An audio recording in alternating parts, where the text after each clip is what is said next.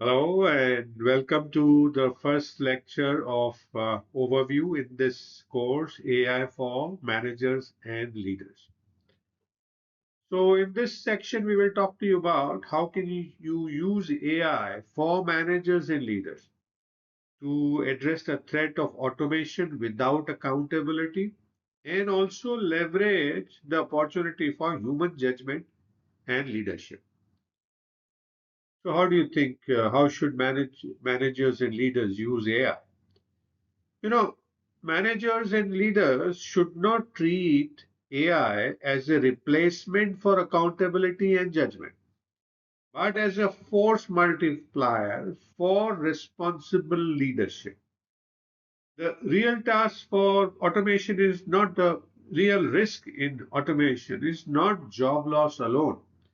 It is the decision making without ownership. You start making decisions without owning them. And simultaneously, the opportunity lies in deliberately pairing AI scale and speed with what you have as uniquely human judgment, ethics, and leadership.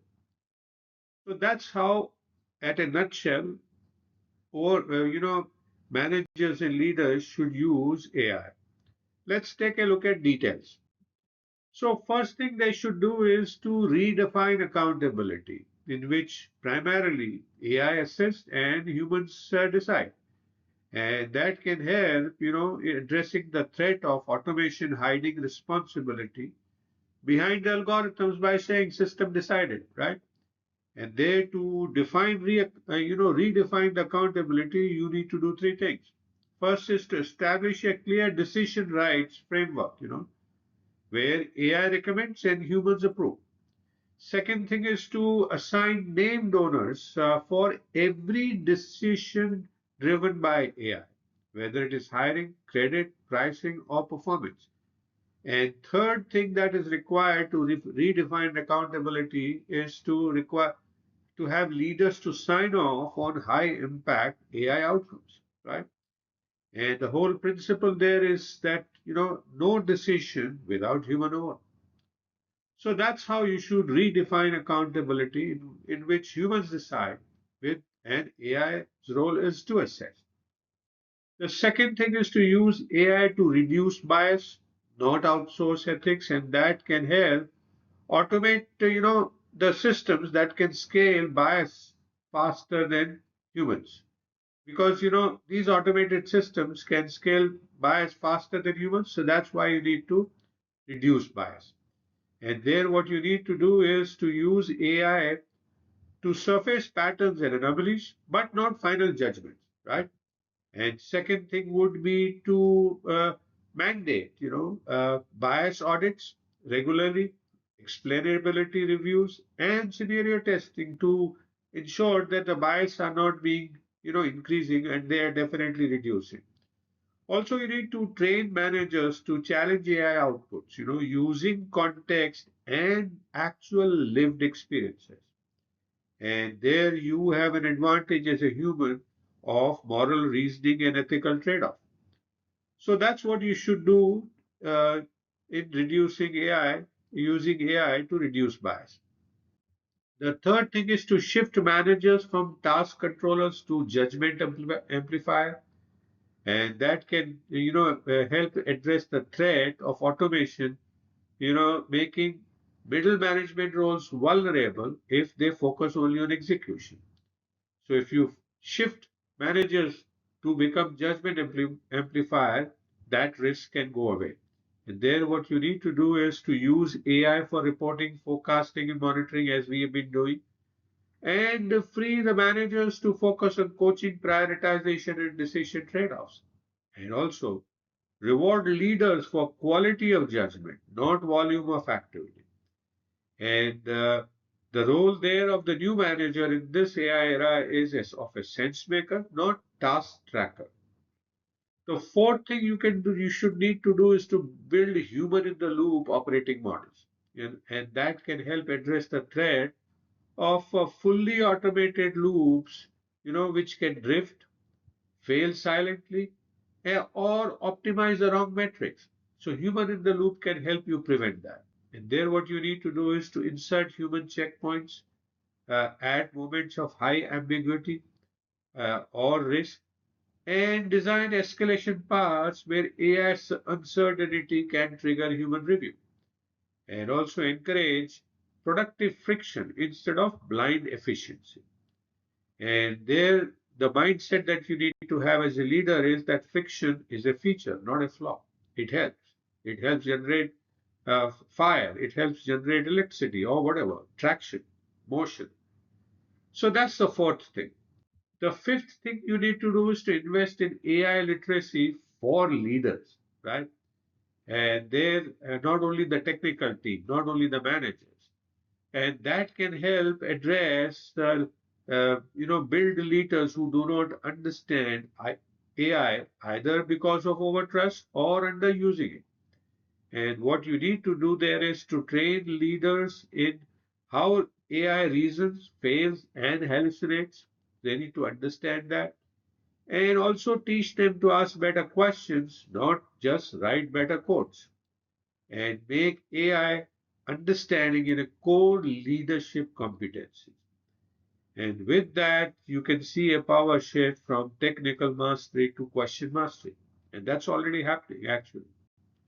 The sixth thing is to protect human judgment in high stakes domain. And that can help in, addressing the threat of automation in hiring, performance management, compliance, and consumer trust, which can erode the legitimacy of humans as well as AI. And there, what you need to do is to reserve final calls for humans in decisions involving people, reputation, and long-term trust. And also use AI as a second opinion, not authority, right? And document where and why human rules override. So have the documentation done.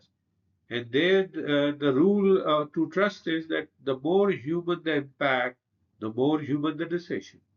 So protect human judgment in such high stakes domain.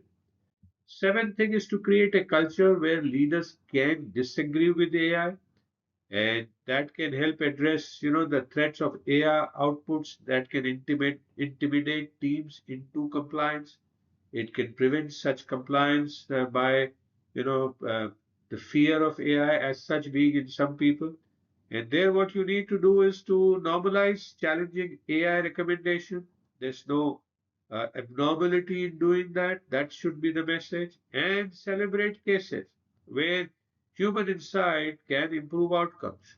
Make sure that people see that it's okay to disagree with AI, and track when AI was wrong as seriously when it was right. So you know that AI can go wrong.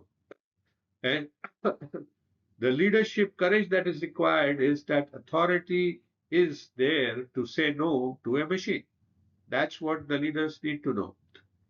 The eighth thing is to reframe AI as a cognitive augmentation, not only automation, and that can help prevent the threat of viewing only as a cost-cutting technology which fuels fear and disengagement.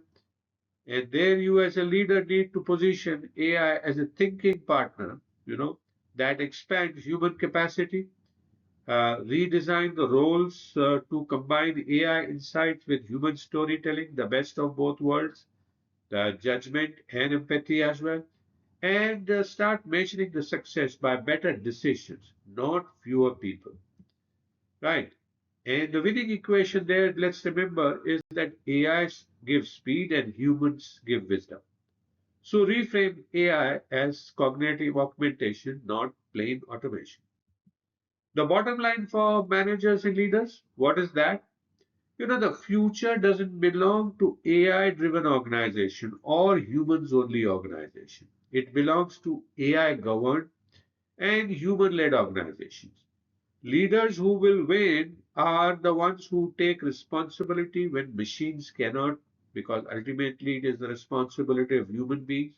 Machines can only assist and also apply judgment when there is not enough data, and also provide meaning, ethics, and direction where AI can't help at all as of now. So that's the bottom line I have for leaders and managers. Right. So what's next? So we get on and take a look at a case study of JP Morgan Chase using the contract intelligence platform in banking and financial industry, where we can see how their managers and leaders use AI for legal document review, risk assessment, and compliance. And this case study will show how the leaders prevented automation without accountability at JP Morgan Chase and how intentionally preserved human judgment in a highly regulated and high stake environment. So let's take a look at that case in the next lecture. So thank you so much for watching this first lecture overview in this course, AI for Managers and Leaders. I hope you're beginning to learn new things, beginning to enjoy, and I do look forward to see you again in the next lecture. Please feel free to message me if you have any questions. I'll be happy to answer your questions and do download the PDF file to take a look at anything that you need to.